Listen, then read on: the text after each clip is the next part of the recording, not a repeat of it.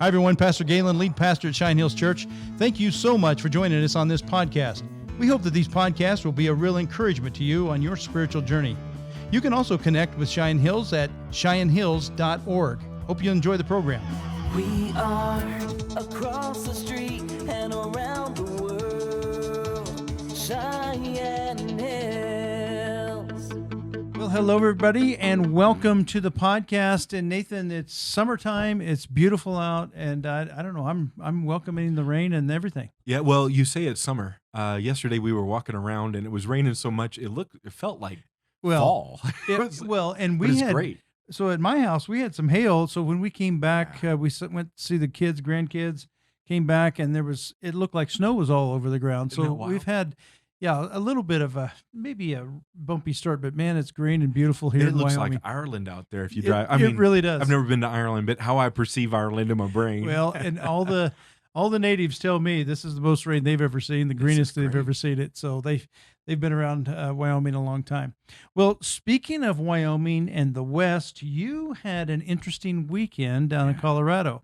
This kind of a Western summit put on by Colorado Christian University. And the title, I think, was Western Strong. That's right. And you were a speaker, and I know there was other heavy hitters on this. Give us the lineup of who you saw, and then I'm going to get into some of the things that you said. Yeah. Well, so it was big. Yeah. First of all, they hosted it at the Colorado Convention Center, right downtown Denver, and it was massive. It felt like an airport as you walk through. It really did feel like an airport, like you were wondering if they should have installed people movers. Is that right? And Lots of people.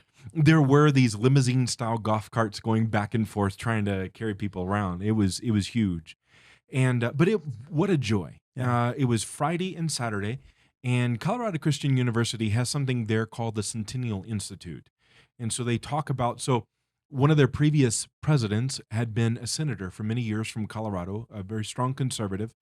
Who became the president of Colorado Christian University. And I think his name was Bill Armstrong. I know his last name was Armstrong. Okay. And just a wonderful, well-spoken man who loved the Lord very much. And so he helped set up the Centennial Institute. Gotcha. And so they hold forward conservative values. But the wonderful thing, and I've said it before on this show, and I think that it's something that we can jump into in greater depth in the future, and I'm said if you want to do that sometime, is to talk about how conservative values are conserving something. Mm-hmm. And in America, we're conserving a particularly Christian heritage and how that plays out in our civil society. And so the Western Conservative Summit was glorious. So that morning, there were a number of speakers. I got to meet a fellow, he is a Jewish rabbi. He lives in Israel, Dr. Yoram Hazony, just a brilliant man. And I've read some of his work. And so he's giving this wonderful talk, and it's early in the morning, and not everybody's done with breakfast. And you're like, oh, I wish more people could hear this. Oh, really? I bumped into him later that evening, and I just nerded out for a second. And I said, because he had referenced, natural law. And anyway, but he was talking, he said, Christians are so important for this country. And he says, I say that as a Jew. And he said, but we need people who are strong Christians to speak in this country. Wow. And also to study your Old Testament as well. Anyway, it was just so good. It's good. But I nerded out. I said, Dr. Hazony, if I had the chance to be on a long flight with you, I would imagine that one of the big things I'd want to cover was just the question of what are your perspectives on natural law? Oh, yeah. And when he jumped into that, his eyes lit up because not everybody talks about that. And he just started, we were both supposed to be eating and mingling, and we were just pretty soon this little crowd started to gather around. It was just fun. But Dr. Hazony was a blessing. But then Harriet Hageman came and spoke shortly afterward. Now, do you know her prior just from interactions here in Wyoming? Harriet? You know her pretty well. Oh, yes, I do. You know her real well. Okay. I do. And by the way, let me just say. She has been an outspoken conservative. I mean, a lot of times we send people back to Washington and you kind of go, I'm not sure if that's the same thing she ran on. Boy, she Yeah. she's been solid as far as my concern. I will say that you'll also find out in speaking with her that she has a love for Jesus Christ, Really? and she's very clear about it. Wow, I didn't know that. We spoke I've had her speak for I did Wyoming not know Family that. Alliance last year, Wow. but then prior to that, for a number of years, having known her, shortly before she decided to run for Congress, we met for a couple of hours at a coffee shop here in town, Mm. and just covered a lot of ground. And it was just amazing to listen to her. Has she served in other offices? I should know this, but I don't. Not really. She has She's a lawyer, though. a In town. brilliant lawyer. Okay. And that's one of the things that most people, and I love to tell people this. Harriet Hageman, some people think of her as being not the other person. Hmm. I don't like to refer to it that way. Harriet Hageman won her race because she is Harriet Hageman. Okay. She's brilliant. Even where you disagree, you will know that she came to a position that is well researched Yeah. and deeply studious. Yeah. And I think that she has that intellectual capability Well, of and doing tough too. I much. saw her on a committee one time and asking some questions, and I just thought, wow, she's Mhm. bringing it, and she was like one of the main Yeah. people. Well, that's a little bit of an aside. Yeah. Who else was? Oh yeah. Speaking? So then the next day we had from Wyoming, we had Megan Degenfelder and Okay. several others. It was really good in the morning. Then that evening is when they asked if I would speak, Okay. and that was kind of prime time. It was the big one, and so it was a real honor to do that. Sure. Just prior to me was Kristen Wagoner, who is the president and CEO of the Alliance Defending Freedom. Okay. And they gave her a very wonderful award. It was the Bill Armstrong Award, and the Armstrong's family was there to award that to her. And then, of all things, someone who's very dear to her, he choked up as he was talking about what she had meant for his life. The baker, Jack Phillips, who has been taken to the U.S. Supreme Court Right. and has been persecuted for 11 years now. Oh. He's gotten to know Kristen well. So he brought out this beautiful cake. Huh. Everybody in the room, he'd made enough cake for all the thousands of people. Is was that there. right? It was amazing. Oh my gosh. And so it's just so sweet. And then Yeah. that's a hard act to follow, you know? You were right after that presentation. And Oh, then wow. after me was Tulsi Gabbard, Yeah. who she was a presidential candidate, left the Democratic Party, is now independent. But Yeah. she is moving in the direction of conservatism, and Wow. it's extraordinary. And then after Tulsi was the founder of the Babylon Bee, Oh my Seth gosh. Dillon. He was so funny, but I tell you what, he was not only funny, he then reaches in, he said, satire is difficult to make up anymore Ugh. because now all of the things I keep saying, it starts coming true. And he had illustration after illustration. That is the truth in that. And it was extraordinary. It was So just a great my wife night. would have loved to have been there to hear all of those speakers, yourself included. But the Babylon Bee would have been. She keeps me up on Babylon Bee. So she's So the one- he's good. Okay, so I want to jump into the speech because I heard the Yeah. speech is like 10 minutes, 10, 15 That's minutes right. of speech, and you just did a fabulous job. You can hear the interaction with the crowd. I hope we have a way that we can show how people can go see this I'll make because sure. it's really, a really effective and wonderful speech. But one of the things you said, here's what the sticky part for me is that we're in this long chain of events, and every generation has a link. Yes, And are we going to be that strong link to conserve some of the things that are, truth and reality and some of those kind of things? I thought that was a wonderful illustration, very sticky. I can see it in my mind because as a generation, as a people, you want to hand off to the next generation something strong, and I've often felt like we're handing the next generation a pretty much of a mess. That's how right. it feels. But speak to some of those things that are important for us to conserve. I thought that was very good. Well, most everyone you'll meet has heard the old statement that a chain is only as strong as its weakest link. Right. If you research where that came from, based on what I can see, it actually came from someone I love to read after, and his name is Thomas Reid. Okay. He lived about 2.5 centuries ago. He was the chair of moral philosophy at Glasgow University. And the chair of moral philosophy is the older term for what is now known as ethics. Okay. That's what it was called then. Okay. Also, he, along with many of the people of the Scottish Enlightenment, were theologians, Presbyterian theologians primarily. And not all of them were the same. David Hume was passionately opposed to God. Hmm. And he and Thomas Reid had some very deep conversations, disagreements. and yet they have some relationship. But he's the one that came up with the chain is only as strong as its weakest link. And so what I was wanting to do is try to paint a picture of that fact. There is in conservatism, in Western civilization, in history, there is, if you will, a long chain of history that extends backwards Right. towards all that, as Aristotle and Plato referred to it, what is good, true, and beautiful. Mm-hmm. And so every generation then has to remember that relationship. Now, I don't always use this man's name in a positive way, but Niccolo Machiavelli in the 15th century, in his pages in his book called The Discourses on Livy, actually addresses this very issue that a culture, a republic, only is as strong as those who remember the founding of the republic. Oh, wow. And I love that. Wow, So that's so good. you can't put all of that into a speech, but it's all there. It's all that. So you defined conservatism in a way that I thought, man, everybody needs to hear this, because conservatism really is conserving, right? Right. Certain values in a society and then passing them along. And you hit on, I think, three major ones that I remember in your speech.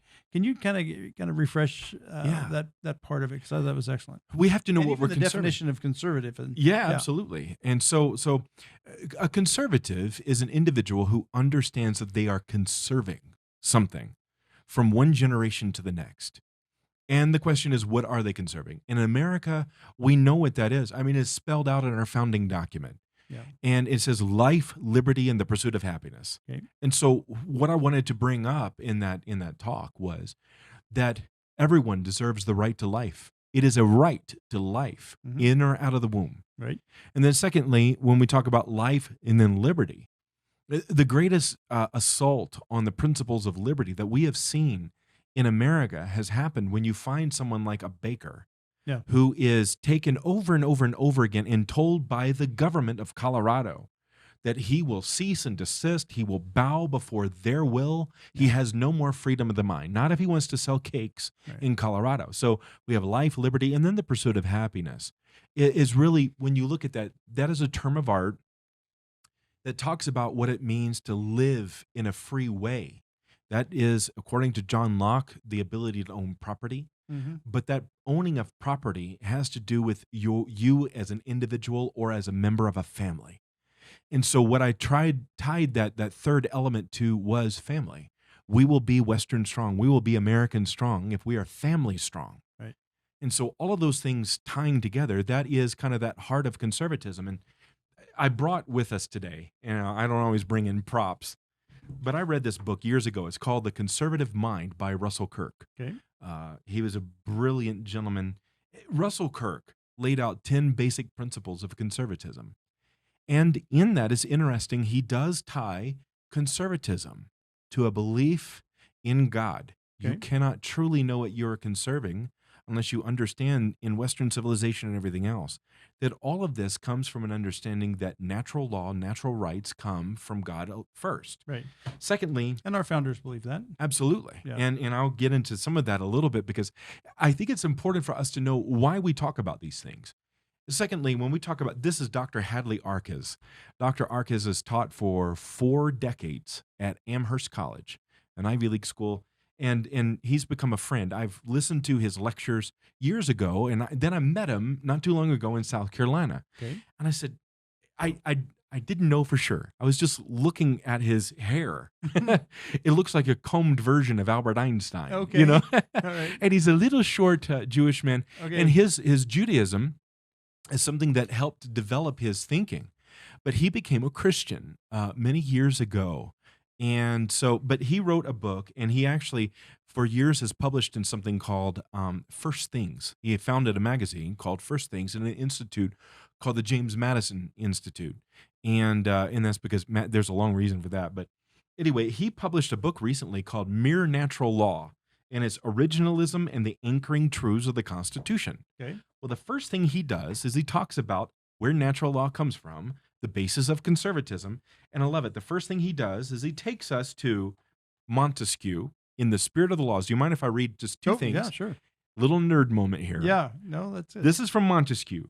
Particular intelligent beings may have laws of their own making, but they have some likewise which they have never made. Before laws were made, there were relations of possible justice. To say that there is nothing just or unjust but what is commanded by the positive laws is the same as saying that before the describing of a circle, all the radii were not equal. Of No. course, that's not true. What he's saying is there is natural law. There is something that we all appeal to, that we know right from wrong. C.S. Lewis phrased it this way: you take two 3-year-old boys and one of them steals the other's toy, Yeah. that one boy will feel aggrieved. Yeah. Why? Because in his heart, he knows that there is Wrong. right and wrong. Sure. And then Dr. Arcas goes right to here, Deuteronomy 30, verses 11 through 14. Okay. For this command which I'm giving you today is not too wondrous or remote for you. It is not in the heavens that you should say, who will go up to the heavens to get it for us and tell us of it, that we may do it. Nor is it across the sea that you should say, who will cross the sea to get it for us and tell us of it, that we may do it. No, it is something very near you. It is in your mouth and in your heart to do it. Here we have Moses saying that you know right from wrong. So then we come to Romans chapter 1, Mm-hmm. where we know right from wrong because it's in our hearts. Yep. And so that when we talk about conservative philosophy and conservative ideas, like the conservative mind, Russell Kirk, and these different things, there is a deep understanding that you have something buried in your heart, in your nature, that you know right from wrong. So we've been doing conservatism since Moses, or he Yeah. basically told us that we were. That's right. So do you know when it was first articulated as conservatism? Does that word come Yes. to fore? You have a spot in the book. The founder of modern conservatism, Yeah. and I won't go through the whole thing, but the conservatism was first articulated by a man by the name of Edmund Burke. Okay, what year are we talking? Edmund Burke actually was in Parliament in the year 1776. Oh, wow. And while he did not want America to split away, he affirmed the American ideal. And Edmund Burke is considered by most the founder of modern conservatism. Now, he's only articulating what people have said for millennia, of course. But he put some words to it. Right, Right. exactly. Yeah. Now, after that, you find America's foremost conservative living at the same time was John Adams. Okay. John Adams articulated, and what he was talking about was something called liberty under the law. And so when we talk about American conservatism, it is an anarchy. And that's one of the things that we find in our culture today. Some people try to talk about liberty and freedom as though it is, as I've said before, personal anarchy. It isn't. John Adams would have passionately disagreed with it.